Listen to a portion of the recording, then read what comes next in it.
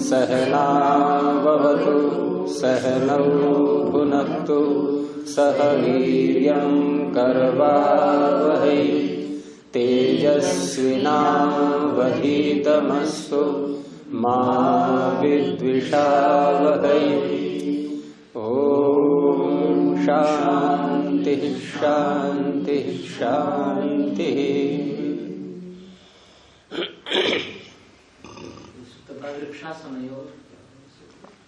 वृक्षासनयोर्विष्टरः।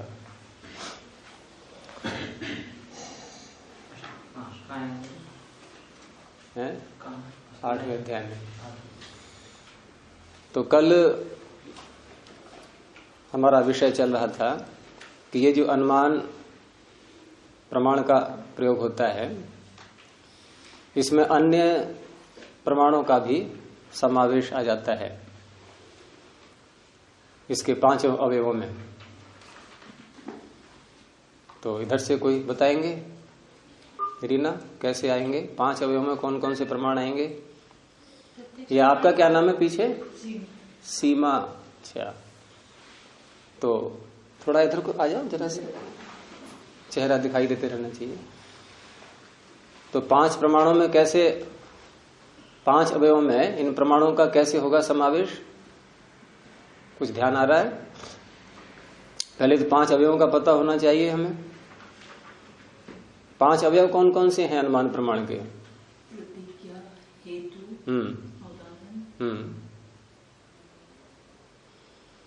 उपनय, उपनयन नहीं, उपनयन, निगमन।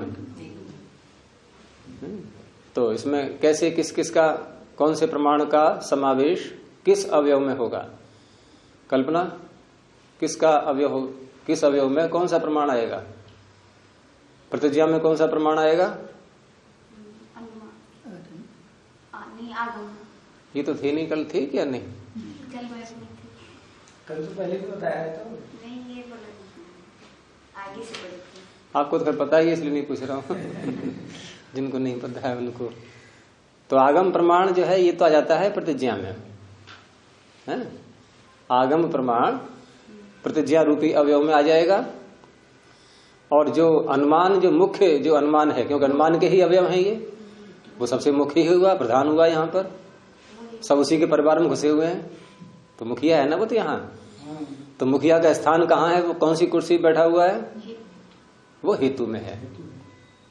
हेतु में अनुमान आ गया। और जो दृष्टांत बोलते हैं हम, वो प्रत्यक्ष प्रमाण ही होता है, क्योंकि वहां प्रत्यक्ष करने के बाद ही हम उसको उपस्थित कर पाते हैं यहाँ। तो दृष्टांत को उदाहरण भी, हाँ, दृष्टांत को उदाहरण कहेंगे तो वो उदाहरण जो है वो प्रत्यक्ष ही होता है। और उपनय ये इसमें आ जाता है उपमान प्रमाण। और बाकी निगमन में हम अन्य जो 4 बातें पीछे कही थी, 4 प्रमाण, उनको एक बार संक्षेप में एक सार रूप में उसको प्रस्तुत करते हैं। वो निगमन है। निश्चित ज्ञान कराने वाला निगमन। तो अवयव तक बात हो गई थी कल। आगे है प्रमाण, प्रमेय, संशय, प्रयोजन, दृष्टांत, सिद्धांत, अवयव। अवयव के बाद आएगा फिर तर्क। अब तर्क पर विचार किया।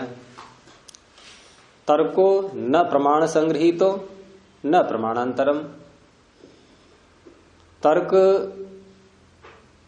पहली बात तो यह है कि ये प्रमाणों में संग्रहित नहीं है, क्योंकि प्रमाण कितने हैं? 4। उन 4 में तर्क नहीं है ये। और इसको यूं भी नहीं कह सकते कि ये कोई भिन्न प्रमाण है। न प्रमाणांतरम, उन 4 में तो इसका ग्रहण किया ही नहीं गया है। और हम इसको अन्य कोई प्रमाण के रूप में ले लें तो न प्रमाणांतरम, न प्रमाण संगृहीत न प्रमाणांतरम। ये कोई अन्य प्रमाण भी नहीं है। लेकिन ऐसा होने पर भी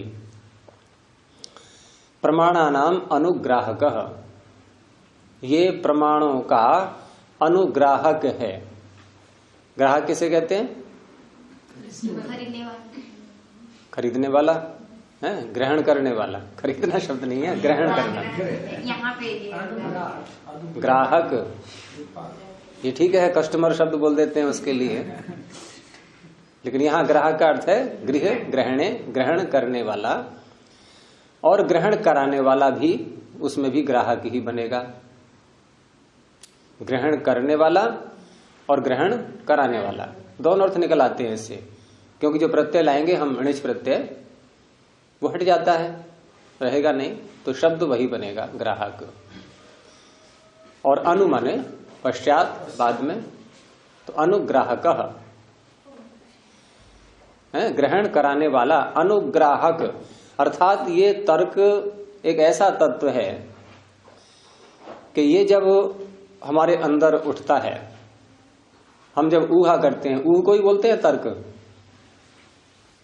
धातु पाठ में धातु जो है ऊह वितर्के, और आगे भी जो सूत्र आएगा तर्क की परिभाषा करने वाला, तो उसमें सूत्र आएगा कि अविज्ञात तत्वे अर्थे, अविज्ञात जो तत्व है, अविज्ञात जो विषय है, उस विषय में अविज्ञात तत्वे अर्थे कारणोपपत्तितः, कारणों को उपस्थित करते हुए, तत्व ज्ञानार्थम, तत्व ज्ञान के लिए, ऊह, जो ऊहा की जाती है वो तर्क है। अविज्ञात तत्वे अर्थे कारणोपपत्तितस् तत्व ज्ञानार्थम ऊहस तर्क। तो ये जो तर्क है, ये स्वयं प्रमाण न होते हुए भी हम जब इस तर्क को उठाते हैं तो आगे हमें अप्रमाण प्रयोग करने होंगे। ये प्रमाणों तक पहुंच जाता है। प्रमाणों को ग्रहण कराने वाला अनुग्राहक पहले स्वयं आएगा, और स्वयं आकर के बाद में अनु फिर प्रमाणों को ग्रहण कराएगा। अर्थात प्रमाण करने ही पड़ेंगे प्रयोग अब, क्योंकि तर्क स्वयं शांति नहीं दिला पाएगा पूरी, वहां तो ऊहा चलेगी, लेकिन निर्णय फिर अंत में प्रमाणों से ही होना होता है। तो अनुग्राहक कहा गया है इसको, प्रमाणा नाम अनुग्राहक। प्रमाणों से पहले ये आवश्यक है, इसके बाद ही प्रमाण। हाँ, सर्वत्र उपस्थिति नहीं होती है इसकी, लेकिन जहां होती है वहां फिर प्रमाण प्रयोग करना अनिवार्य हो जाएगा। और ऐसे बहुत से विषय हमारे जीवन में आते हैं, स्वयं उदाहरण देंगे ये आगे चल करके। तो प्रमाणानाम अनुग्राहक तत्व ज्ञानाय कल्पते, तत्व ज्ञान के लिए ये समर्थ होता है, अर्थात तत्व ज्ञान की प्राप्ति में ये भी अपनी भूमिका निभा रहा है। तत्व ज्ञानाय कल्पते, प्रमाणानाम अनुग्राहक तत्व ज्ञानाय कल्पते। अब यहां उदाहरण दे रहे हैं उसका, तस्य उदाहरणम। उदाहरण क्या दिया कि किम इदम जन्म कृतकेन हेतुना निर्वर्त्यते आहुस्वित अकृतकेन। ये जन्म है हमारा, जिस शरीर में हम रह रहे हैं, ये जन्म किसी न किसी से तो उत्पन्न हुआ है, अर्थात कोई न कोई इसका कारण तो है, क्योंकि उत्पन्न हुआ है तो कारण अवश्य ही होगा। नित्य होता तो ठीक है, कारण नहीं होता, हेतु नहीं होता, लेकिन उत्पन्न हुआ है तो कारण अवश्य होगा। यहां जो हेतु शब्द आ रहा है कृतकेन हेतुना, ये हेतु वो नहीं है, अनुमान प्रमाण का अवयव। शब्दों का प्रयोग करते समय ध्यान रखना होता है कि हम किस प्रसंग में चल रहे हैं। यहां जो शब्द आया कृतकेन हेतुना, तो तुरंत हेतु देख करके हाँ हाँ ठीक है, ये अनुमान प्रमाण का अवयव आ गया कि धुआं होने से, ये वो हेतु नहीं। यहां हेतु का सामान्य अर्थ लेंगे कारण।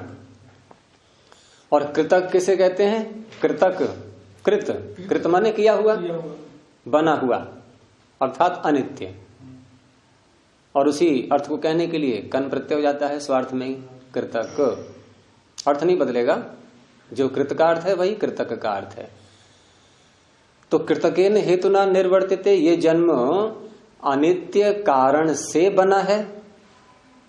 निर्वर्त्यते, ये शब्द पर ध्यान देना है, निवर्त्यते और निर्वर्त्यते। ये पीछे ही बताया था मैंने एक बार कि वृत्त धातु से पूर्व दो उपसर्ग हैं, एक नी और एक निर। अगर नी उपसर्ग लगाएंगे तो हो जाएगा हटाना अर्थ, कहते हैं ना निवृत्ति, कार्य से निवृत्ति हो गई, तो निवृत्ति हो गई या निर्वृत्ति हो गई? निवृत्ति, वहां निर नहीं है, नी, और अगर निर लगाएंगे तो अर्थ होगा बनना, उत्पन्न होना। एक तो हटना हो गया, एक उत्पन्न होना, उल्टा अर्थ हो गया बिल्कुल। तो ये क्या है? निर्वर्त्यते, बनाया जाता है, उत्पन्न किया जाता है। किसके द्वारा?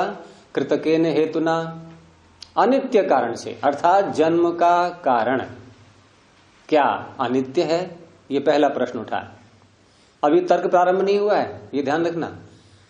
अभी केवल एक जिज्ञासा के रूप में विषय सामने आ रहा है। हमने जन्म को देखा कि बार बार हम उत्पन्न हो रहे हैं, हम मरते हुए लोगों को भी देख रहे हैं। स्वयं को तो मरता हुआ कोई देखता नहीं, या देखता है? दूसरों को ही देखेंगे।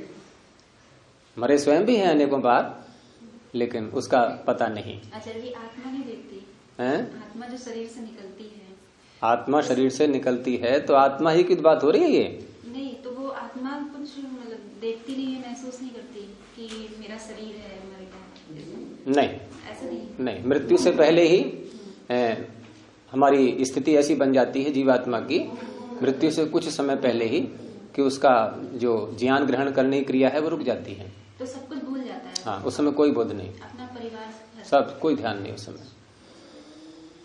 तो कृतकेन हेतुना निर्वर्त्यते।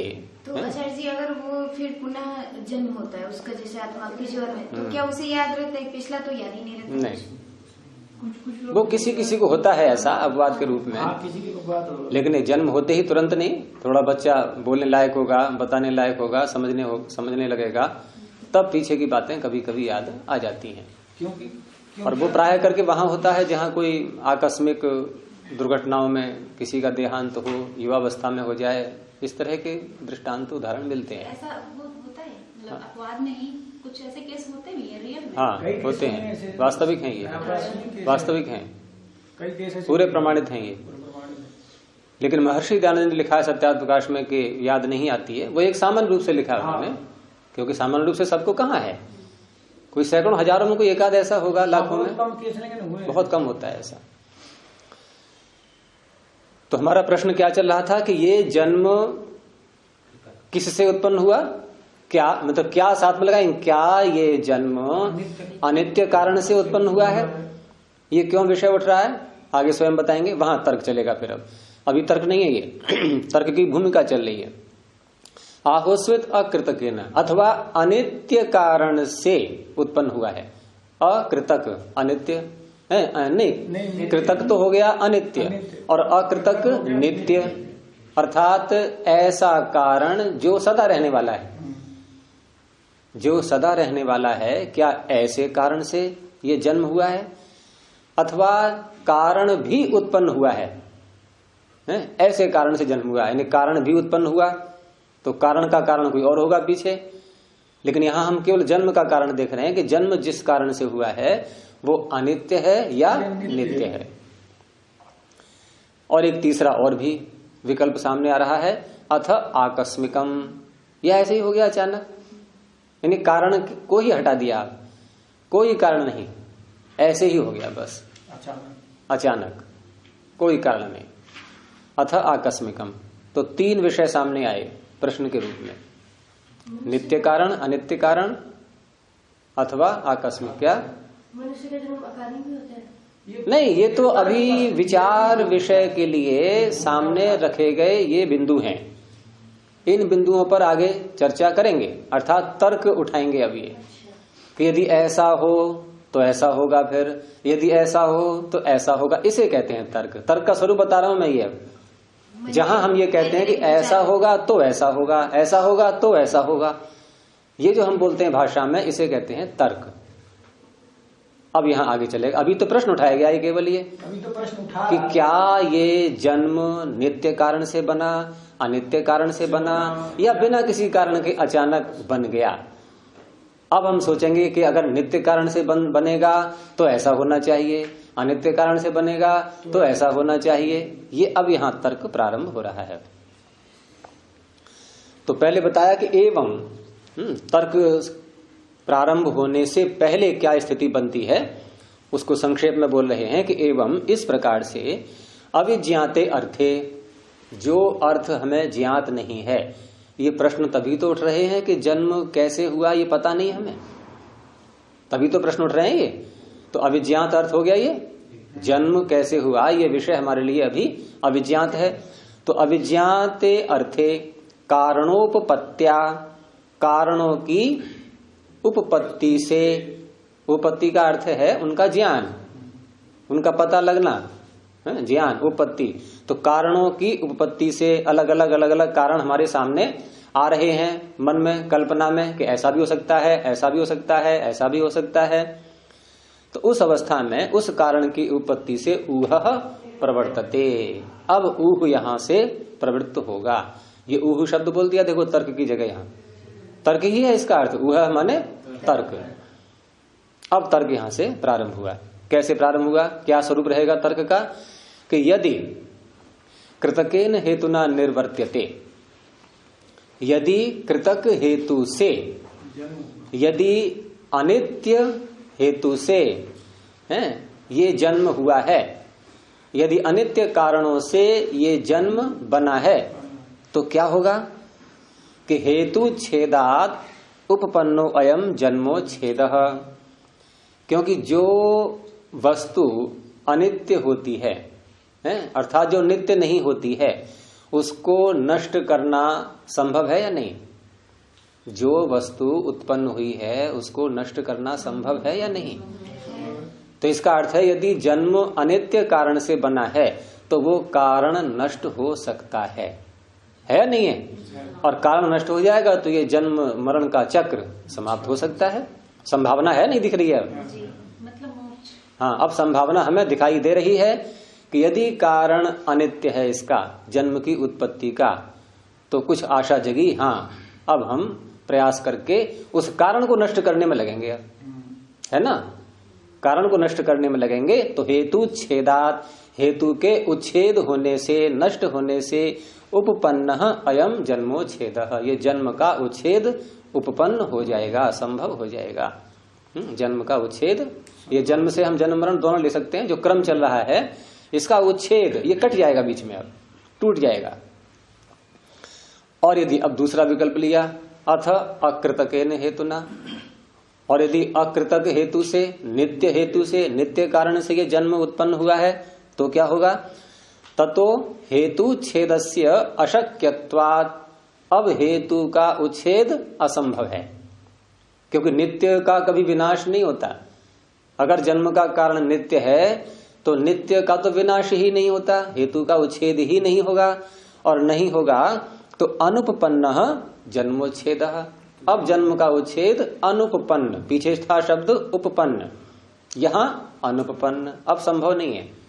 तो फिर ये सारे शास्त्र पढ़ना, साधना करना, जितने भी कार्य हैं दुखों की निवृत्ति के लिए, जितने उपाय हैं, उन सब उपायों को अपनाना, ये सब निष्फल ही तो जाएगा, क्योंकि ये तो जन्म मरण चलता ही रहेगा। तो ये विकल्प हमारे सामने आ रहे हैं कि ऐसा होगा तो फिर ऐसा होने लगेगा। अब तीसरा वाला, अथ आकस्मिकम, यदि यूं ही मान लिया जाए बिना किसी कारण के, तो क्या स्थिति सामने आ रही है, क्या संभावना बन सकती है कि अथ अकस्मात निर्वर्त्यमानम न पुनर्निवर्त्यति। यहां शुद्ध कर लेना जिनके पास पुस्तक है, वैसे मैंने करा दिया था पीछे आपको, तो निर्वर्त्यति लिखा है यहाँ, वा के ऊपर रेफ नहीं आएगा, निवर्त्यति, न पुनर्निवर्त्यति। या के ऊपर तो आएगा रेफ, वा के ऊपर नहीं आएगा, और न के ऊपर रहेगा। यदि ये अकस्मात ही बना है, निर्वर्त्यमानम, अकस्मात उत्पन्न होने वाला ये जन्म है, न पुनर्निवर्त्यति इति निवृत्ति कारणम नोपपद्यते, ये दोबारा नहीं उत्पन्न होगा, है दोबारा नहीं, न पुनर्निवर्त्यति, ये फिर निवृत्त नहीं होगा, हटेगा नहीं, नष्ट नहीं होगा, है, क्योंकि निवृत्ति का कारण तो पता लग ही नहीं रहा है। निवृत्ति कारण न उपपद्यते, जब किसी कारण से ये उत्पन्न ही नहीं हुआ, जब इसकी जड़ का ही हमें पता नहीं है कहां से उत्पन्न हुआ, तो हम कहां चोट मारेंगे, कहां प्रयास करेंगे, किसको नष्ट करेंगे हम? तो इसकी निवृत्ति कैसे होगी? फिर इस जन्म की निवृत्ति फिर तो ये होगा कि अचानक कभी होगी तो हो जाएगी, खत्म हो जाएगी। मतलब न तो उसमें हम प्रयास कर पाएंगे, कोई योजना बना ही नहीं पाएंगे। जब अचानक बन जाएगा कभी भी, अचानक कभी भी नष्ट भी हो सकता है, फिर यही होता रहेगा। उसमें प्रयास करना कहाँ होता है? जो कार्य अचानक होते हैं उनमें कोई प्रयत्न नहीं करना होता, वो जब होना होगा तो हो जाएगा। तो अथ अकस्मात निर्वर्त्यमानम, अकस्मात ही ये उत्पन्न होने वाला जन्म न पुनर्निवर्त्यति है, फिर जो है बाद में निवृत्ति ही नहीं होगा, क्योंकि निवृत्ति कारणम नोपद्यते, निवृत्ति का कारण ही पता नहीं है कोई। तेन जन्म अनुच्छेद, तो इस तरह से भी जन्म का फिर उच्छेद नहीं हो पाएगा, क्योंकि पता ही नहीं हमें कब समाप्त होगा। फिर ये क्रम की बात हो रही है। ये जन्म तो ठीक है, शरीर उत्पन्न हुआ है, नष्ट हो जाएगा, लेकिन ये जो क्रम चल रहा है बार बार जन्म मरण का, ये कब समाप्त हो जाए कुछ नहीं कह सकते, क्योंकि अकस्मात ही प्रारंभ हुआ था ये क्रम, अकस्मात ही समाप्त हो जाएगा फिर।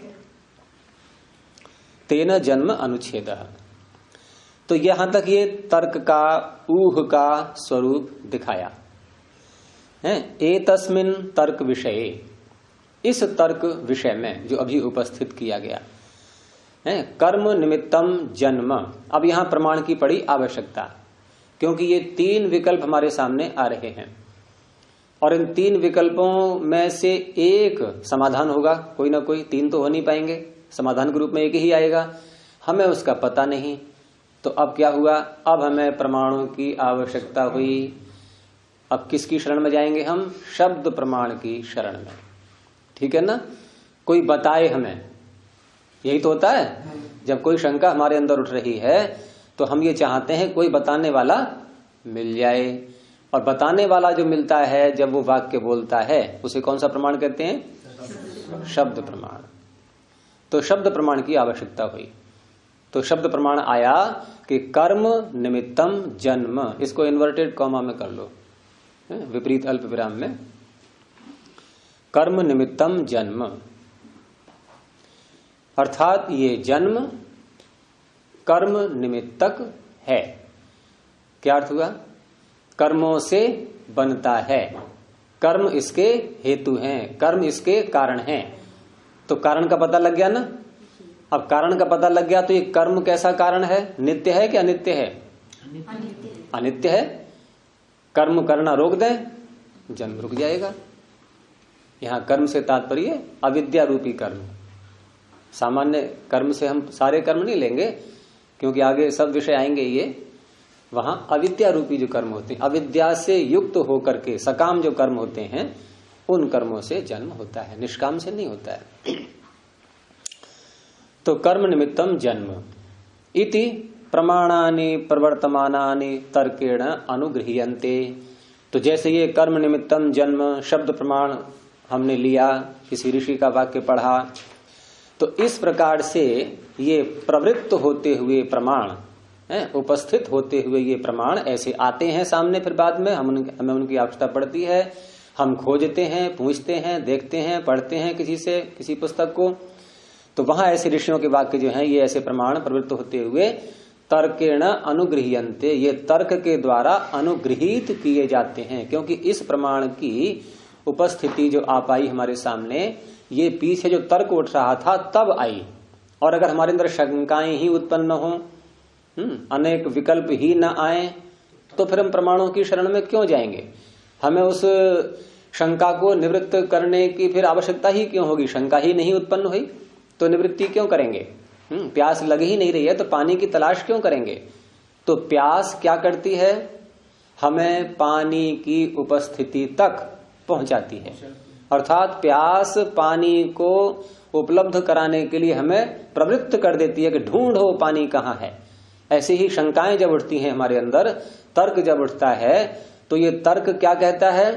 तर्क हमें कहाँ पहुंचाता है कि अब तुम्हें प्रमाण लेने ही पड़ेंगे, और नहीं तो तर्क की उपस्थिति बनी रहेगी और शंकाओं में हम व्यग्र व्याकुल होते रहेंगे। तो तर्केण अनुगृह्यन्ते, ये तर्क के द्वारा प्रमाण जो पीछे कहा गया था अनुग्राहकः, तो अनुगृहीत किए जाते हैं। अनुग्रह उपकार को भी कहते हैं, कहते हैं ना आपका हम पर बहुत अनुग्रह है। तो क्या अर्थ हुआ इसका? आपने हमें ग्रहण कर लिया है, अनुग्रह पकड़ना है, अपने आश्रय में ले लिया है।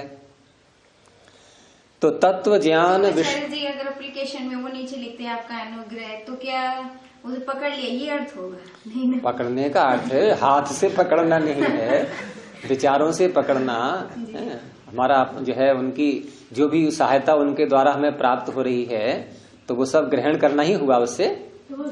किसी की व्यवस्था को संभालना ये ग्रहण करना ही तो हुआ। ये थोड़ी गोदी में आके बैठ जाए तभी पकड़ना कहलाएगा, ये सब अनुग्रह ही कहलाता है। तो तत्व ज्ञान विषयस्य विभागात तत्व ज्ञानाय कल्पते तर्कः। तत्व ज्ञान के विषय का ही एक हिस्सा बनाइए, बना कि नहीं? क्योंकि तर्क उठा तो प्रमाणों की आवश्यकता पड़ी और प्रमाणों से हमने यथार्थ ज्ञान प्राप्त किया, तत्व ज्ञान प्राप्त किया, तो तत्व ज्ञान का एक अंग ही तो बन गया। अभी ये तर्क तत्व ज्ञान का एक भाग हो गया, विभाग। तो तत्व ज्ञान विषयस्य विभागात, तत्व ज्ञान के विषय का विभाग होने से तत्व ज्ञानाय कल्पते, तत्व ज्ञान के लिए ये तर्क समर्थ हो पाता है। कल्पते तर्कः। कल्पते का क्या अर्थ होता है? समर्थ होना। ये धातु है कृपु सामर्थ्ये, उसी का रूप है ये कल्पते। सोयम इत्थम भूतस्तर्कः प्रमाण सहितो वादे साधनाय उपालंभाय च अर्थस्य भवति।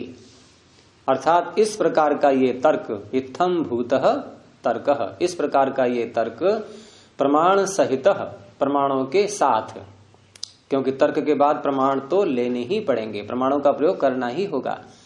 तो ये प्रमाणों को मिला करके, तर्क और प्रमाण दोनों मिला करके क्या होता है? वादे साधनाय, वाद रूपी कथा में, वाद जल्प वितंडा 3 कथाएं है ना, तो वाद रूपी कथा में बात कर रहे हैं यहाँ पर। ये जल्प वितंडा में नहीं, वाद रूपी कथा में साधनाय, साधन के लिए होता है, अपनी बात को सिद्ध करने के लिए होता है, और उपालंभाय च, और दूसरे की बात का खंडन करने के लिए होता है। उपालंभ कहते हैं दूसरे की बात को खंडित करना, उसमें जो त्रुटि है उसको बताना वाद में।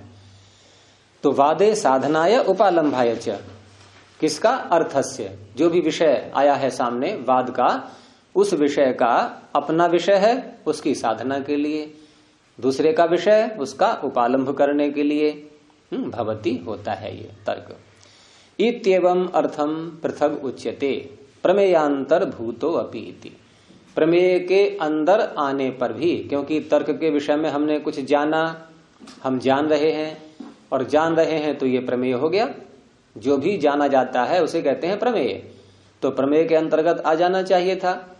तो प्रमेय के अंतर्गत होने पर भी, क्योंकि इतनी सारी विशेषताएं इसकी बतानी थी, इतना महत्वपूर्ण है ये तत्व ज्ञान के लिए, तो इसको अलग से यहाँ पर पढ़ा गया है, जिससे हम विशेष चर्चा इस पर कर सकें, इसके जो सूक्ष्म भेद हैं उन सबको जान सकें।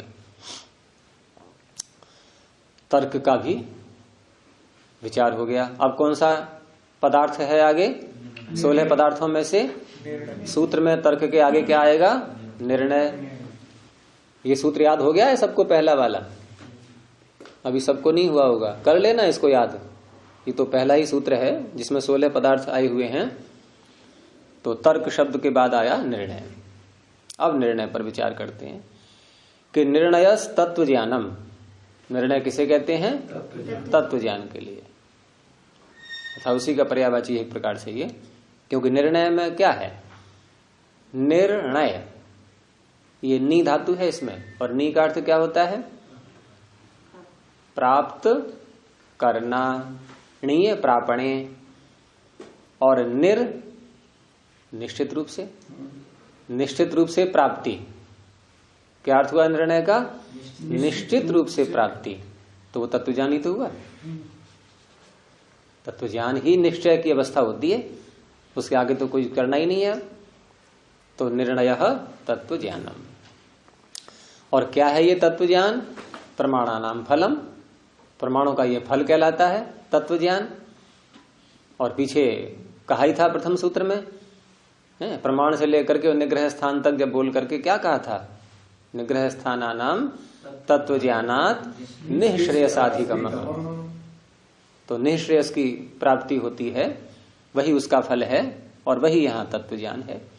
तो तत्व ज्ञानम प्रमाणानाम फलम और तद अवसानो वादः, तद अवसान वादः अर्थात निर्णय पर जाकर के जिसका अवसान हो जाए उसे वाद कहते हैं। वाद कैसा है? जिसकी समाप्ति निर्णय पर जाकर के हो। हमने वाद प्रारंभ किया, चर्चा प्रारंभ की दो व्यक्तियों ने या कईयों ने मिलकर के, और अंत में फिर एक बिंदु पर एक निर्णय पर पहुंच गए। क्या उसके बाद भी वाद चलता रहेगा? समाप्त हो जाएगा। तो वाद की समाप्ति कहां जाके हुई? निर्णय पर। तो तद अवसान बहुरी समास हो गया है निर्णय तस्मिन, तस्मिन अवसानम यस्य, तस्मिन कस्मिन निर्णय, निर्णय में जाकर के अवसान जिसका हो जाए। तो वादः का बन गया ये विशेषण, तद अवसानो वादः। और तस्य पालनार्थम, उसकी रक्षा करने के लिए, किसकी रक्षा करने के लिए? निर्णय की। निर्णय की रक्षा करने के लिए जल्प वितंडे, जल्प और वितंडा भी आए हुए हैं। अर्थात जल्प और वितंडा निर्णय की रक्षा करने में भी ये अपनी भूमिका निभाते हैं। ये पीछे बताया था मैंने, जैसे किसान खेत में बाड़ लगाता है कांटों की पशुओं से चारा बचाने के लिए, तो उसी प्रकार से बुद्धिमान पुरुष भी सैद्धांतिक रक्षा करने के लिए, अपने सिद्धांतों को बचाने के लिए कुतर्की लोगों से जो उसका विनाश करने पर तुले हुए हैं, उनसे बचाने के लिए जल्प और वितंडा का प्रयोग करता है वो चर्चा में। हाँ, ये पीछे निकल चुका है विषय, ये आगे फिर आएगा विस्तार से, फिर आप समझना इसके लिए। तौ एतौ तर्क निर्णय, इस प्रकार से ये तर्क और निर्णय दोनों मिलकर के, तर्क पीछे आ चुका है, निर्णय ये हो गया। तर्क निर्णय लोक यात्राम वहतः, ये हमारे लोक की यात्रा को दोनों ढो रहे हैं, चला रहे हैं। ये वह धातु का भी वही अर्थ है, वह प्रापणे, जैसे ऋणीय प्रापणे। तो ये हमारी दोनों मिलकर के लोक यात्रा को चला रहे हैं, हमारा जीवन चल रहा है इनसे। हम भले ही शास्त्र ज्ञान से युक्त नहीं है, शास्त्रज्ञ अभी नहीं बने हैं, सामान्य व्यवहार ही कर रहे हैं, लेकिन यहां ये कहना चाह रहे हैं कि सामान्य व्यवहार में भी हम तर्क और निर्णय का प्रयोग करते हैं। भले ही वो हम शब्द न कह पाए कि देखो हमने यहां ये तर्क का प्रयोग किया, लेकिन सब वही रहा है। जैसे प्रमाणों की बात आई थी पीछे कि हम उन प्रमाणों को सीख रहे हैं इस शास्त्र में जिनका हम जब से जन्म लिया है तब से प्रयोग करते आ रहे हैं, उन्हीं को सीख रहे हैं। लेकिन उन शब्दों को हम नहीं जान रहे थे अब तक, उस प्रक्रिया को नहीं जान रहे थे, और इसीलिए भूल कर लेते हैं। फिर यथार्थ स्वरूप प्रमाणों का पता न होने से हम ठीक ठीक उनका प्रयोग नहीं कर पाते हैं। लेकिन जो प्रयोग कर रहे हैं जितना जितना, वो है सब प्रमाण ही। तो ऐसे ही तर्क और निर्णय भी हमारे जीवन में ये आते रहते हैं, बीच बीच में हमारा जीवन चल रहा है इनसे, हमारी लोक यात्रा को ये चला रहे हैं। तो इसी का यहां पर वर्णन है। सोयम निर्णय, इस प्रकार से निर्णय भी प्रमेयांतर्भूत अपि, प्रमेयों के अंतर्गत आ जाने पर भी, क्योंकि ये भी प्रमेय कोटि में आ सकता है, इसको जान रहे हैं हम, फिर भी एवं अर्थम पृथक उद्दिष्ट, इसलिए इसका भी पृथक उपदेश किया गया है। किस लिए? विशेष चर्चा करने के लिए, इसकी जानकारी विशेष रूप में हमें हो जाए, क्योंकि ये भी महत्वपूर्ण है, हमारी जीवन की यात्रा को चलाता है। इसलिए तर्क हो गया, निर्णय हो गया। अब क्या है सूत्र में अगला शब्द? वाद। वाद पर पीछे भी कुछ चर्चा हो गई थी थोड़ी सी संक्षेप में, अब यहां और थोड़ा बता रहे हैं कि वादः खलु नाना प्रवक्त्रिकः। कैसा होता है वाद? जिसमें नाना प्रवक्ता होते हैं। नाना जी वो नहीं, नाना मामा दादा, भिन्न भिन्न। इसका सूत्र आता है वे नयभ्याम ना नायौ न सह। कैसे अर्थ निकलेगा इसका? न सह, साथ साथ न होना, ये अर्थ है नाना का। दो शब्द आते हैं, विना और नाना। दोनों का एक ही अर्थ है, बिना और नाना। थोड़ा सा भेद आ जाता है, लेकिन सूत्रकार ने एक ही अर्थ लिखा है, न सह, साथ साथ नहीं, तो नाना। नाना प्रवक्त्रिका अर्थात भिन्न भिन्न प्रवक्ता होते हैं इसके। वाद कभी भी एक प्रवक्ता वाला नहीं होगा। हम ये नहीं कह सकते कि वादः खलु एक प्रवक्त्रिकः, ऐसे नहीं कह सकते, वो वाद नहीं होता है। फिर वो तो अंदर एक चिंतन चल रहा है, अकेला व्यक्ति बैठा हुआ है। तो कर सकता है, निध्यासन भी कर सकता है। लेकिन वाद शब्द से नहीं कहेंगे। हाँ, विवाद तो फिर विरुद्ध वाद हो जाता है, वो विरुद्ध है। हम यहाँ विरुद्ध की चर्चा नहीं करेंगे, यहाँ वाद है ये। तो वादः खलु नाना प्रवक्त्रिकः, ये नाना प्रवक्ताओं से युक्त होता है। बहुरी समास है इसमें। नाना नाना प्रवक्तारः यस्य, जिसके नाना प्रवक्ता हैं बोलने वाले। और प्रत्यधिकरण साधनः, जब नाना प्रवक्ता हैं तो सबके अधिकरण भी अलग अलग होंगे। अधिकरण का तात्पर्य जो प्रतिज्ञा वाक्य बोलेंगे, जो विषय साध्य कोटि में लाया जाएगा, सिद्ध करने के लिए उपस्थित किया जाएगा कि ये लो मैंने ये विषय रख दिया, अब इसको सिद्ध करना है, तो वो विषय ही उसका अधिकरण हो गया। जैसे शब्द अनित्य है, तो शब्द की अनित्यता सिद्ध करनी है यहां, तो शब्द की अनित्यता ही उसका अधिकरण हो गया। किसका? वाद का। तो प्रत्यधिकरण साधन, अब प्रत्येक प्रवक्ता का जो अलग अलग विषय है, अलग अलग अधिकरण है, अलग अलग विचार करने के लिए जो विषय सामने लाया गया है, उस विषय को ये वाद साधन सिद्ध करने वाला होता है। उसका ये साधन बनता है, उसको सिद्ध करेगा। यानी वाद के द्वारा ही सबके अलग अलग जो विषय हैं वो सिद्ध होंगे। होगा तो उनमें से एक ही सिद्ध, लेकिन कहने का तात्पर्य किसका सिद्ध होगा ये क्या पता। जैसे भी जन्म का किसी का भी हो, जिसका सत्य होगा पता लग जाएगा। तो प्रत्यधिकरण साधन। अब यहां दो को लेके चलो, दो ही व्यक्ति वाद करेंगे पहले तो, क्योंकि तीसरा तो बाद में आएगा फिर जब एक से हम निपट लेंगे तब। जैसे वहां कहा था ना, महर्षि दयानंद का शास्त्रार्थ जब हो रहा था तो उन्होंने किसी से पूछा था भाई कि धर्म के लक्षण क्या होते हैं। हाँ, काशी में। तो उनको याद नहीं आया, ध्यान ही नहीं आया। तो फिर एक और खड़े हुए वहां पर, बाल शास्त्री जी। बात चली तो बाल शास्त्री, हाँ, विशुद्धानंद से बात चल रही है, धर्म के लक्षण क्या है, उनको ध्यान नहीं आया। तो बाल शास्त्री बोले कि मैं बताऊंगा।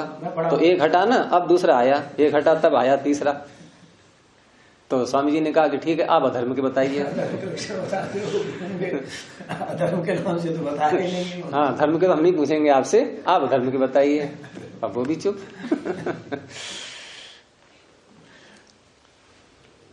तो नाना प्रत्यधिकरण साधना, यहाँ दो को लेंगे हम। दो व्यक्ति हैं बोलने वाले, तो दोनों का अलग अलग प्रति अधिकरण, प्रत्येक अधिकरण, दोनों का एक एक, उसको सिद्ध करने वाला। और उनमें से अब अन्यतर अधिकरण निर्णयावसान, अन्यतर अधिकरण निर्णय अवसान, उन दोनों में से किसी एक अधिकरण के निर्णय पर जाकर के जिसकी समाप्ति हो जाए। वाक्य समझ में आ गया? दो अधिकरण हैं, दो विषय हैं विचार के लिए। और वाद कैसा होता है ये कि किसी एक, उन दो में से किसी एक अन्य तर जो है ना, दो में से छांटने के लिए आता है, और बहुतों में से छांटते हैं तो तम बोलते हैं। यहाँ है तर, अन्य तर अधिकरण निर्णयावसान। उन दो में से एक अधिकरण पर, एक अधिकरण के निर्णय पर जाकर के जिसका अवसान हो जाए, जिसकी समाप्ति हो जाए। अर्थात उन दोनों विषयों में से यदि एक निर्णीत हो गया तो वाद समाप्त, वाद पूरा हो गया। ऐसा होता है ये। और फिर वाक्य समूह, इसमें एक वाक्यों का समूह भी है। अर्थात ये वाद वाक्यों के समूह वाला होता है। वो कौन से वाक्य हैं? प्रतिज्ञा, हेतु, उदाहरण, उपनय, निगमन, 5 वाक्य होते हैं उसमें ये। तो वाक्य समूह। अब कितने आ गए इसके विशेषण? नाना प्रवक्त्रिका 1, प्रत्यधिकरण साधन 2, अन्यतर अधिकरण निर्णयावसान 3। ये थोड़ा लंबा बन गया है शब्द, लेकिन अर्थ समझ में आ गया होगा कि उन दो में से एक अधिकरण के निर्णय पर जाकर जिसकी समाप्ति हो जाए। मैं पूछूंगा कल ऐसे ही बताना पड़ेगा इनका अर्थ। अच्छा गुरु जी, नाना अधिकरण में दो की ग्रहण हम इसीलिए कर रहे हैं क्योंकि अन्यतर का जो विशेष अन्यतर में तर आ गया ना, इसलिए। अगर मप होता तब तीन बहुत सारे। और वैसे भी दो ही व्यक्ति चर्चा करेंगे आपस में। अब जब मैं आप बोल रहे हैं तो ये थोड़ी बोलेगी बीच में। चर्चा दो में ही होती है प्राय करके। वो ठीक है कि आपके पक्ष में और लोग बैठे हुए हैं, लेकिन वहां भी आप जब उत्तर नहीं दोगे दूसरा कहेगा लो मैं देता हूँ। जैसे पार्टी बन जाती है ना, दो अलग अलग, इस पार्टी में इतने, इस पार्टी जैसे अंताक्षरी होती है, लेकिन बोलेगा तो एक ही एक बार में। तो ऐसा ये वाद इतने सारे विशेषणों से युक्त, जिसमें वाक्यों का एक समूह भी होता है, ऐसा ये वाद पृथक उद्दिष्ट, इसका भी पृथक उद्देश्य किया गया यहाँ सूत्र में, मतलब प्रमेयों में नहीं पढ़ा गया इसको। क्यों? उपलक्षणार्थम, इसके विषय में हम एक विशेष ज्ञान प्राप्त कर सकते हैं। उपलक्षण, उपलक्षण से तात्पर्य वही है कि जैसे पीछे सब अलग अलग बताए जा रहे हैं, विशेष जानकारी प्राप्त करने के लिए इसको अध्यात्म विद्या ही मात्र न रह जाए, ये आन्वीक्षिकी का स्वरूप देने के लिए, तो इसलिए इसका भी पृथक पेश किया गया। उपलक्षित, यहाँ उपलक्षण शब्द है, आगे उपलक्षित आ रहा है इसी के लिए विशेषण के रूप में उपलक्षित है, जिसके जो है हम अपने हमारे समीप में एक लक्षण के रूप में आ गया है। लक्षण उसे कहते हैं जो किसी लक्ष्य को इंगित कर रहा होता है, उसे लक्षण कहेंगे। अब यहाँ ये किस लक्ष्य को इंगित कर रहा है? एक निर्णय की ओर ले जाता है हमें ये, क्योंकि इसका स्वरूप ही है निर्णयावसान, निर्णय पर जाकर के जिसकी समाप्ति हो जाती है। पीछे आया था ना तदवसानोवादः, जहाँ निर्णय का अर्थ कर रहे थे ये, वहां दिया था तदवसान, अर्थात निर्णय पर जाकर के जिसकी समाप्ति हो, तो निर्णय तक पहुंचाता है हमें ये, किसी निर्णय की ओर। हाँ, निर्णय की ओर यह लक्ष्य दे रहा है, वो लक्ष्य हमारा बनवा रहा है, इसलिए उपलक्षण के लिए है ये। और उपलक्षितेन व्यवहारः, हम जब इसके विषय में पूरा जान जाएंगे क्या क्या स्वरूप है इसका, तो उससे फिर हमारा व्यवहार चलता है संसार में। और वो व्यवहार कैसे क्या करने के लिए होता है? तत्व ज्ञानाय भवति, वह व्यवहार हमारा फिर तत्व ज्ञान के लिए होता है, तत्व ज्ञान तक पहुंचाता है। तद विशेषौ जल्प वितंडे, तद विशेषौ, तद विशेष का अर्थ क्या है? उससे विशेष। यहाँ विशेष का अर्थ वो नहीं है कि ये व्यक्ति देखो इन सब में विशेष है, इन भोजनों में ये विशेष है। हमारे वहां बहालगढ़ में जब हम रहा करते थे, तो वहां किसी पर्व पर या अन्य किसी विशेष अवसर पर वहां भोजन बनता था, तो उसका नाम ही रखा गया था आज विशेष भोजन है। हम लोगों के तो वहाँ ये नियम था कि पहले तो खीर खाई जाती थी, पेट भर के पहले खीर खाते थे। जब खीर से जी भर जाया करता था तब पूड़ी इत्यादि और चीजें आती थी। ये नियम रहा वहाँ का हमेशा से। और खीर भी ऐसी बनती थी, एक बूंद पानी नहीं दूध में, तो रबड़ी जैसी बनती थी, कढ़ाई और कढ़ाई बनाते थे, दूध डाल के खूब मेवा डाल के। उस दिन तो नाश्ता भी लोग नहीं करते, जिस दिन जो खीर होती थी दोपहर भोजन होगा, नाश्ता तो कुछ नहीं। सब लोग कई तो शाम को भोजन ही करते थे, सुबह अच्छी भूख तो यहाँ विशेष का अर्थ क्या है? ये वो विशेष नहीं है, विशेष का अर्थ है भेद, उससे भिन्न। तद विशेषौ अर्थात उससे अलग, क्योंकि विशेष जब किसी को हमने बना दिया तो औरों से अलग हो गया कि नहीं? वो विशेष है तो औरों से पृथक ही तो हुआ, तभी तो विशेष कहलाएगा, क्योंकि शिष्ट धातु आ गई ना इसमें, बचा हुआ अवशिष्ट विशेष। तो तद विशेषौ जल्प वितंडे, अर्थात इस वाद से जल्प और वितंडा विशेष हैं। विशेष हैं उससे अच्छे हैं ये नहीं, बल्कि उससे तो घटिया है दोनों ये, और यहाँ कह रहे हैं विशेष हैं तो उससे भिन्न है। तो देखो ये शब्दों के अर्थ समझना, ये मीमांसा दर्शन यही सिखाता है हमें। मीमांसा दर्शन यही सिखाता है कि कहीं किसी ऋषि के कहे हुए वाक्य या वेदों के वचन, ब्राह्मण ग्रंथों के वचन, इनके अर्थ कैसे करें, संगति कैसे लगाएं इनकी, क्योंकि विरोध ऐसे सामान्य ज्ञान को लेकर के हम शास्त्रों में घुस गए तो ऐसे ही विरोध दिखाई देंगे जगह जगह। तो इसलिए मीमांसा दर्शन बहुत सहायता करता है। पाश्चात्य विद्वानों ने इसीलिए अनर्थ किया। तो तद विशेषो जल्प वितंडे, जल्प वितंडा उससे भिन्न है ये। और ये क्या करते हैं, तो उसके लिए पीछे ही बताया, यहां फिर बोल रहे हैं कि तत्वाध्यवसाय संरक्षणार्थम इति उक्तम, ऐसा हमने कह तो दिया है। और सूत्र भी आगे आएगा, उसकी ओर भी इशारा है, ये सूत्र का पता भी दे दिया है। यानी तत्व के, तत्व ज्ञान जो हुआ, तत्व का अध्यवसाय, अध्यवसाय अर्थ निश्चय, जो तत्व का निश्चय हमें हुआ है उस निश्चय के संरक्षण के लिए होते हैं ये कौन, जल्प और वितंडा। इति उक्तम, ऐसा सूत्र में कह दिया गया है। तो सूत्र इसका आगे आएगा जहां ये इसकी परिभाषा आएगी जल्प और वितंडा की, कि तत्वाध्यवसाय संरक्षणार्थम जल्प वितंडे बीज प्ररोह संरक्षणार्थम कंटक शाखा वर्णवत, ये सूत्र आगे आएगा। सूत्र याद कर लो तो आनंद भी आए फिर पढ़ने में खूब है। तो इस प्रकार से जल्प और वितंडा ये उससे अलग हो गए। अब चर्चा कहां तक हो गई, निर्णय हो गया, वाद हो गया, जल्प और वितंडा भी साथ में यहां बता दिए, उसी के आगे आ रहे थे इसलिए। तो वाद जल्प वितंडा। अब क्या है आगे सूत्र में, कौन से सूत्र की पूछता हूं बार बार मैं ये, कि सूत्र में क्या है आगे, प्रथम सूत्र की ही बात चल रही है। अभी उसी सूत्र की व्याख्या चल रही है, दूसरा सूत्र कहाँ आया अभी तक, अभी द्वितीय सूत्र तो प्रारंभ ही नहीं हुआ है, तो पहला ही सूत्र चल रहा है ये। तो अब शब्द है आगे उसमें हेत्वाभास। अब हेत्वाभास के विषय में प्रश्न उठाया जा रहा है कि हेत्वाभास को आपने पृथक से यहाँ क्यों कहा है, प्रमेयों के अंतर्गत या प्रमाणों में क्यों नहीं ले लिया। तो उत्तर देते हैं आगे अब कि निग्रह स्थानेभ्यः पृथक उद्दिष्टा, निग्रह स्थानों, असल में ऐसा है कि निग्रह स्थान का जो सूत्र आगे आएगा उन निग्रह स्थानों में 22 निग्रह स्थान हैं। आप चाहो तो सूत्र निकाल करके देख लो, 5वें अध्याय के दूसरे आह्निक का पहला ही सूत्र 5वें अध्याय के दूसरे आह्निक का पहला ही सूत्र है, और काफी लंबा सूत्र है वो, क्योंकि 22 निग्रह स्थान उसमें गिनाए गए हैं एक साथ।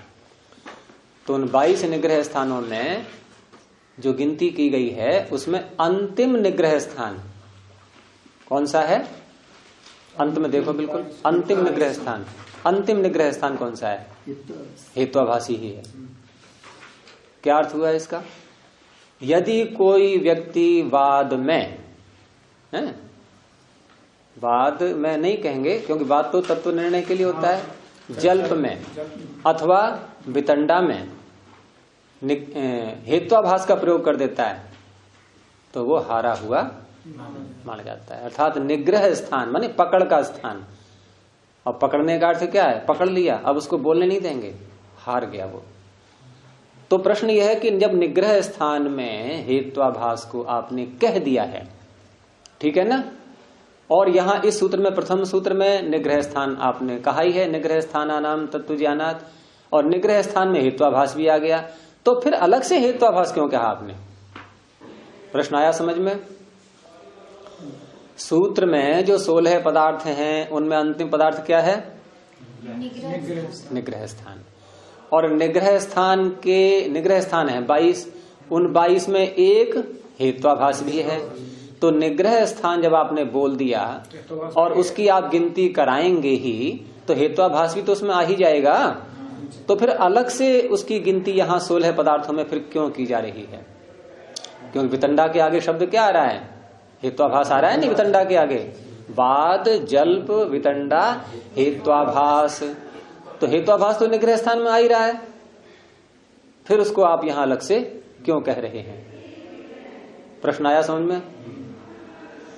तो उसका उत्तर दे रहे हैं कि निग्रह स्थानेभ्यः पृथक उद्दिष्टा हेत्वाभासा, निग्रह स्थान में आने पर भी पृथक उपदिष्ट किए गए ये हेत्वाभास वादे चोदनिया भविष्यन्ति इति, वाद कथा में इनको बताना होता है। वाद कथा किसके लिए होती है, तत्व ज्ञान के लिए, निर्णय के लिए। और वाद कथा में यदि किसी ने हेत्वाभास प्रयोग कर दिया तो क्या कहेंगे कि श्रीमान जी आपने हेत्वाभास का प्रयोग कर दिया है। वो कहेगा अच्छा हाँ वो मुझसे गलती हो गई, मैं संभाल लेता हूं इसके लिए, ठीक है ना। उसको हारा नहीं कहेंगे, हार गया तो। और हमने यदि प्रयोग कर दिया तो दूसरा हमें बता सकता है कि आप अपना वाक्य हेतु बदलिए। हेत्वाभास का अर्थ क्या होता है पता है? नहीं, हेतु जैसा लग रहा है हेतु नहीं है वो। हेतु वही होते हैं, अनुमान प्रमाण जो होता है ना, अनुमान प्रमाण के 5 अवयवों में हेतु वही है ये। तो हेत्वाभास का यदि दोनों व्यक्तियों में से कोई प्रयोग कर देता है तो दूसरा पक्ष उसको बताता है कि आपने हेत्वाभास का प्रयोग कर दिया है, अपनी भूल को आप संभाल लीजिए। तो अपने में गुरु जी मतलब इसको जान करके हम अपने में इसका प्रयोग ना करें, दूसरा करे तो उसको हम इंगित करें। हाँ, तो इस तरह से क्योंकि हेत्वाभास में बताना होगा हमें, और बताना होगा तो हमें हेत्वाभास के विषय में विशेष जानकारी चाहिए कुछ। केवल निग्रह स्थान में कहने मात्र से बात नहीं बनेगी, क्योंकि हेत्वाभास के हमें विशेष लक्षण करने होंगे, कैसे कैसे होते हैं ये। तो इस तरह से विशेष जानकारी प्राप्त करना है तो अलग से इसको कहना हुआ है। एक शंका यहाँ उठती है कि जब वहाँ निग्रह स्थान में हम वहाँ गिनाएंगे तो आवाज गिना हुआ है तो वही विशेष लक्षण पर कर देंगे। हाँ वैसा है ना, वहाँ विशेष लक्षण करने का प्रसंग इसलिए नहीं आएगा कि वहाँ तो हार के स्थान गिनाए जा रहे हैं केवल। अच्छा। और गिनाए जाते एक सूत्र से उनका वहाँ वर्णन कर दिया गया है सब। वहाँ कोई ज्यादा विस्तार नहीं है, केवल गिनती मात्र है, क्योंकि सामान्य रूप में है वो। उसमें कुछ निग्रह स्थान ऐसे हैं जो बहुत ही सामान्य है, जो बहुत सरलता से हम लोग समझ लेते हैं, और कुछ है जटिल थोड़े से। उन जटिल में एक ये भी है हेत्वाभास, और भी है उसमें। मतलब ये जाति भी उसमें आ रही है निग्रह स्थान में, लेकिन जाति अलग से भी देखो ना, पूरा एक अन्य की जाति के बना दिया गया है। का स्थल नहीं है, केवल संख्या की गिनती है।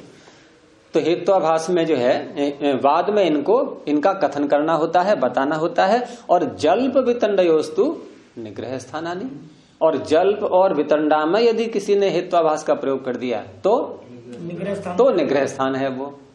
बात समझ में आ गई? हेत्वाभास का प्रयोग यदि वाद में किसी ने किया है तो वहां उसको संक्षेप में बता देंगे सरलता से, आपने हेत्वाभास का प्रयोग कर दिया। और यदि जल्प में वितंडा में किसी ने हेत्वाभास का प्रयोग किया, बताएंगे नहीं उसको, सीधे कहेंगे हार गए आप बिल्कुल। वो पूछे कैसे हार गया मैं, तब कहेंगे ऐसे हार गए तुमने हेत्वाभास का प्रयोग किया था। बाद में बताएंगे ये तो, लेकिन न्यायाधीश ही पकड़ लेगा। इन कथाओं में न्यायाधीश को भी जो है उसका भी भूमिका होती है, तो वो बता देगा कि आप जो है हार के स्थान में आ गए। अब उसको अवसर नहीं देंगे, उसको वो ये नहीं कहेगा सामने वाला कह रहे मैं थोड़ा गलती होगी, चूक गया मैं, तो चूक गए बस हो गया काम। कबड्डी खेल में गुरुजी एक बार छू लिया तो ऊपर मारा हुआ मान लो, बाहर बैठो। वो चूकना ही तो है, उस चूकने की तलाश तो थी, दूसरे पक्ष को चूकने की ही तलाश थी, कब चूक गई है। अब चूक गया फिर भी अवसर दे दे उसको दोबारा, तो ये इतना तो उदार नहीं बैठेगा वो क्योंकि जल्प वितंडा चल रहा है इस समय, तो वहां उदारता नहीं होती, वहां क्रूरता होती है। वहां तो देख रहे हैं कौन सा ऐसा कच्चा इसका पक्ष मिले बिंदु जहां तुरंत हम कहें कि हाँ हार गया, क्योंकि दोनों ही चाहते हैं जल्दी चर्चा समाप्त हो। और दोनों क्यों चाह रहे हैं कि दोनों में से कोई भी योग्य नहीं है तो कैसे सामने वाला हारे मेरी जीत हो जाए बस। वितंडा में खेल तो जल्प और वितंडा में निग्रह स्थान के रूप में आएंगे यही हेत्वाभास, और बाद में इनको बताना होता है सरलता से। आगे अब क्या है उसके आगे, हेत्वाभास के आगे छल, जाति और निग्रह स्थान, तीनों को एक साथ ले लिया है कि छल जाति निग्रह स्थानानाम पृथक उपदेशः उपलक्षणार्थम, वही शब्द फिर आ गया है। इनका भी जो पृथक उपदेश किया गया है, प्रमेयों के अंतर्गत नहीं लिया गया है इनको, तो वो भी इसलिए है कि इनके विषय में भी हमें कुछ विशेष जानकारियां प्राप्त करनी है। और जानकारियां विशेष क्यों प्राप्त करनी है, क्योंकि ये छल, जाति और निग्रह स्थान, ये तीन ऐसे हैं, ये खतरनाक चीजें हैं, ये भयंकर हैं। ये हमें वाद अन्य कथाओं में जो है कहीं भी चर्चा में ये हमें नीचा पहुंचाने वाली है, नीचे गिराने वाली है ये।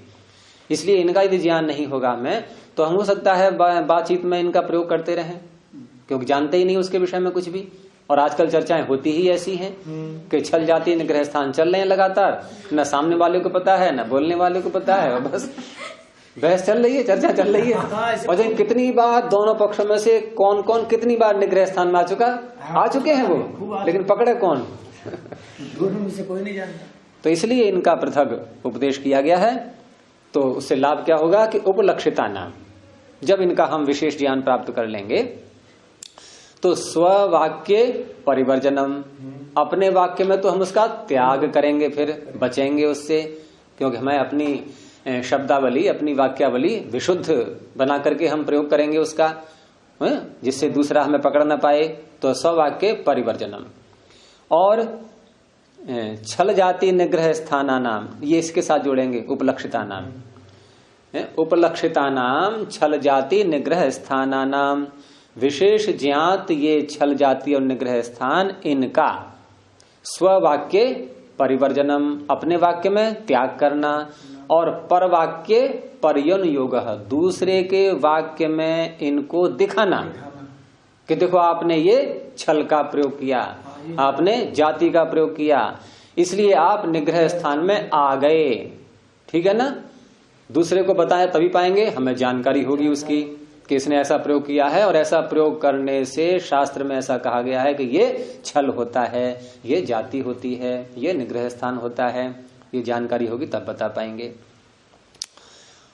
और एक बात कि जातेश्च परेण प्रयोज्य मानाया सुलभ समाधि ही, किसी व्यक्ति ने जाति का यदि प्रयोग किया है तो उसको हम ठीक प्रकार से बता सकें। जातेश्च परेण प्रयोज्य मानाया सुलभ समाधि ही, सुलभ समाधि का अर्थ है सुलभ माने अच्छी प्रकार से समाधि कर सकें हम उसकी। ये समाधि योग वाली समाधि नहीं है, ये समाधि का वही अर्थ है यहाँ पर कि हम उसको सिद्ध कर सकें, समाधान कर सकें कि देखो ऐसे ऐसे तुमने जाति का प्रयोग किया है, उसके लक्षण बता पाएं कि इन लक्षणों से युक्त जो वाक्य बोला जाएगा वो जाति ही होता है। तो ये हम कब बता पाएंगे, जब उसके विषय में पता होगा। और स्वयं च सुकरः प्रयोगः, और स्वयं, अब इसके दो अर्थ हैं, स्वयं च सुकरः प्रयोगः, क्योंकि पीछे कहा था कि जल्प और वितंडा ये तत्व के अध्यवसाय के संरक्षण के लिए भी होते हैं, है ना। तो ऐसा यदि कहीं पर अवसर आ रहा हो और हमें इसके जाति के विषय में पूरा पता है तो हम ठीक तरह से उसका प्रयोग भी कर सकें। फिर जहां आवश्यकता पड़ जाए, जहां आवश्यकता पड़ जाए वहां ठीक तरह से प्रयोग भी कर सकें। सुकरः प्रयोगः।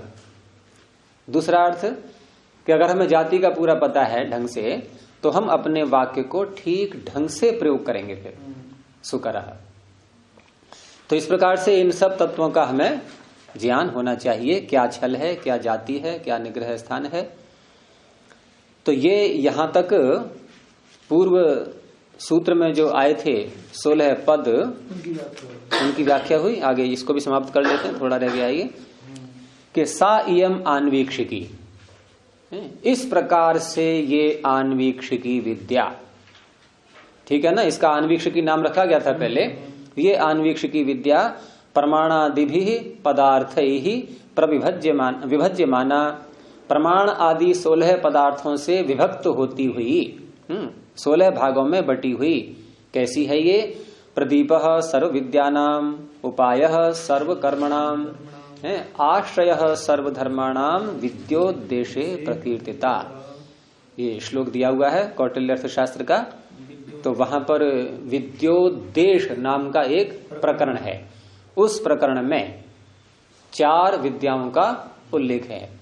आन्वीक्षिकी, त्रयी, वार्ता और दंड नीति, उनमें ये आन्वीक्षिकी है। तो आन्वीक्षिकी का जब वहां पर विवरण आया है तो उस अवस्था में उसकी विशेषताएं बताई हैं आन्वीक्षिकी की। क्या क्या विशेषता? तो 3 विशेषताएं हैं कि सर्व विद्यानाम प्रदीपः, ये सारी विद्याओं को प्रकाशित करने वाली है। सारी विद्याओं से तात्पर्य केवल ये न्याय शास्त्र के अंतर्गत यहाँ जो विद्या है, या योग शास्त्र के अंतर्गत, या जो भी जितने भी दर्शन हैं या अन्य विद्याएं हैं, सभी में है, अर्थात सभी विद्याओं में। या फिर हम आधुनिक विद्याएं ले लें, भौतिक विज्ञान, रसायन विज्ञान, गणित इत्यादि, कहीं भी पहुंचे और लोक व्यवहार के भी सारे कार्य, उन सब में ये प्रकाशक है, प्रकाशित करने वाली है। सभी विद्याओं में ये सहायता करने वाली है। अर्थात बिना इस आन्वीक्षिकी के हमारा कोई भी व्यवहार चल नहीं सकता संसार में, कोई भी नहीं। इतना महत्व है इसका। प्रदीप सर्व विद्या नाम और उपाय सर्व कर्मणाम। जितने भी हम कर्म करते हैं संसार में, चाहे वो ज्ञान वाले कर्म हो या अज्ञान वाले कर्म हो, उन सभी कर्मों में हम कुछ न कुछ प्रमाणों का प्रयोग करते ही हैं। इस आणविक शिके के बिना हमारे कर्म हो ही नहीं सकते। तो सारे कर्मों का ये उपाय है। फिर हम पढ़ क्यों रहे हैं जब हम प्रयोग कर ही रहे हैं बिना जाने भी? इसलिए कि हम निर्दुष्ट प्रयोग कर पाए, दोष रहित हम इनका प्रयोग कर पाए और अपने कार्यों में सफलता हमें मिले, जिस उद्देश्य को लेकर के हम कार्य कर रहे हैं। और आश्रय सर्वधर्माणाम, सारे धर्मों का ये आश्रय है। धर्म का तात्पर्य यहाँ पर वर्णाश्रम धर्म, वर्णों के धर्म, आश्रमों के धर्म। हम चाहे किसी वर्ण में हो, किसी भी आश्रम में हो, उन सब में हमें इस आणविक शिकी की आवश्यकता होती है। इसलिए सभी धर्मों का ये आश्रय है। ऐसा है ये विद्योद्देश्य प्रकीर्तिता, उसमें इसको कहा गया है विद्योद्देश्य नामक प्रकरण में। तद इदम तत्व ज्ञानम निःश्रेयसाधिगमश्च यथा विद्यम वेदितव्यम। इस प्रकार से ये तत्व ज्ञान है जो कि निःश्रेयस की प्राप्ति दिलाने वाला है। निःश्रेयसाधिगमश्च अर्थात तत्व ज्ञान और निःश्रेयस की प्राप्ति, ये दो बातें अलग अलग समझो अभी यहाँ पर। यानी किसी विषय का तत्व ज्ञान और उस विषय के तत्व ज्ञान से कल्याण की प्राप्ति, वो अलग अलग होंगी। अब यथा विद्यम, विद्या के अनुसार जानना चाहिए। जैसे किसी ने आयुर्वेद में रोगों का ज्ञान प्राप्त किया, रोगों का तत्व ज्ञान, औषधियों का तत्व ज्ञान प्राप्त किया, अब उसका क्या होगा? निःश्रेयस आरोग्यता, निरोगता, रोगों की निवृत्ति। ये क्या हो गया? निःश्रेयस का अधिगम है। ऐसे ही हम विज्ञान के अनेक प्रकार से कार्य करते हैं, वहां अलग अलग तत्वों को जानते हैं, फिर उनसे किसी वस्तु का निर्माण करके और उससे हम अपना उद्देश्य पूरा करते हैं। जैसे दूरबीन बनाई गई, तो दूरबीन का ज्ञान पूरा बनाने वाले ने पहले प्राप्त किया और उसके बाद दूरबीन का प्रयोग करके जिस लक्ष्य को हम देख रहे हैं, जान रहे हैं, जिस विषय को, ये क्या हो गया? उसका निःश्रेयस। तो प्रत्येक क्षेत्र में, प्रत्येक विद्या में अलग अलग प्रकार का उनका तत्व ज्ञान होगा और उनके अलग अलग प्रकार के निःश्रेयस होंगे। लेकिन यहाँ इस शास्त्र में क्या तत्व ज्ञान होगा, किसका, और उससे निःश्रेयस क्या होगा, वो स्वयं आगे बता रहे हैं। इहतु, इस शास्त्र में, कौन सा शास्त्र? अध्यात्म विद्यायाम। ये अध्यात्म विद्या, देखो स्वयं बोल रहे हैं, ये शास्त्र कैसा है? ये अध्यात्म विद्या का ही है। कहने को आणविक शिकी है, ये तर्क विद्या है, न्याय विद्या है ये, लेकिन ये भी अध्यात्म विद्या के अंतर्गत ही ले रहे हैं। और जबकि पीछे क्या कहा था कि अगर इसको हम केवल प्रमाण प्रमेय इतना ही कह देते, अन्य 14 पदार्थ न कहते, तो ये केवल अध्यात्म विद्या ही हो जाती। हमें उसको उससे थोड़ा अलग भी दिखाना है, वहां पीछे ऐसे कहा था। लेकिन फिर भी इनका उद्देश्य अध्यात्म ही है, अलग दिखाने पर भी। तो इहतु अध्यात्म विद्यायाम आत्मा आदि तत्व ज्ञानम, तत्व ज्ञानम, आत्मा आदि जो 12 प्रमेय हैं, इनका तत्व ज्ञान, ये तो हो गया तत्व ज्ञान। ये 2 बार क्यों बोला गया? आत्मा आदि का तत्व ज्ञान, ये क्या है? तत्व ज्ञान, जो विषय शास्त्र का है, ये कि इनके तत्व ज्ञान से मुक्ति होती है। और निःश्रेयसाधिगम, वो क्या है? अपवर्ग प्राप्ति ही, वो अपवर्ग की प्राप्ति है। यहाँ वो नहीं है जैसे हमने आयुर्वेद में कहा कि वहां निःश्रेयस क्या था? रोग निवृत्ति। यहाँ क्या है? निःश्रेयस अपवर्ग की प्राप्ति, मोक्ष की प्राप्ति। ये हमारे इस शास्त्र का उद्देश्य है। बस प्रणव ध्वनि। ओ